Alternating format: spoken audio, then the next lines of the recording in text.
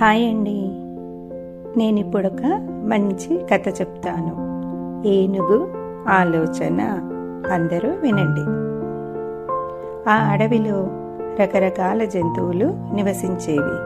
అక్కడ పులి, సింహం వంటి భయంకరమైన జీవులు లేకపోవడంతో అవి ప్రశాంతంగా జీవించేవి. అక్కడే ఉండే కుందేలు మాత్రం తనకంటే తెలివైన జీవి అడవిలో మరొకటి లేదని గర్వపడేది. మిగతా అన్ని జంతువులను ఎగతాళి చేసేది. ఒకసారి జంతువులన్నీ అడవికి ఏనుగును రాజుగా నియమించుకోవాలని అనుకున్నాయి. అప్పుడు కుందేలు ఆకారంలో పెద్దగా ఉన్నంత మాత్రాన రాజు అవుతుందా? నాలా బుద్ధిబలం కూడా ఉండాలి అని కుందేలు అంది. దానికి మిగతా జంతువులు, ఏనుగు అందరి గురించి బాగా ఆలోచిస్తుంది, మనకి రాజుగా ఏనుగుండడమే మంచిది అన్నాయి. నేను ఒప్పుకోను. ఈ అడవికి రాజుగా నేనే ఉండాలి. కావాలంటే ఎన్నికలు నిర్వహించండి, ఎలాగూ నేనే గెలుస్తాను అని గర్వంగా చెప్పింది కుందేలు. ఎన్నికలు వద్దులే కానీ ఒక ప్రశ్న అడుగుతాను. ఎవరైతే సరైన సమాధానం చెబుతారో వారే విజేత అంది జిరాఫీ.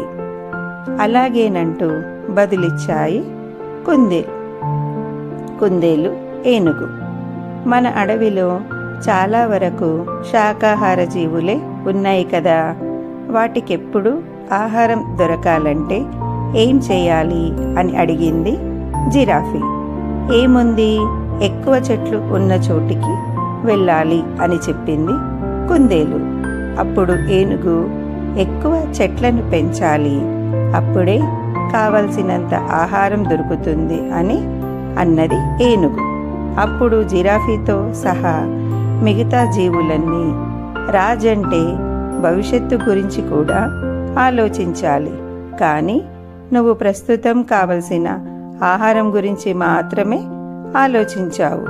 అందుకే ఏనుగే అడవికి రాజుగా ఉండడానికి అర్హత సాధించింది అన్నాయి. ఇక ఏమీ మాట్లాడకుండా మౌనంగా ఉండిపోయింది కుందేలు.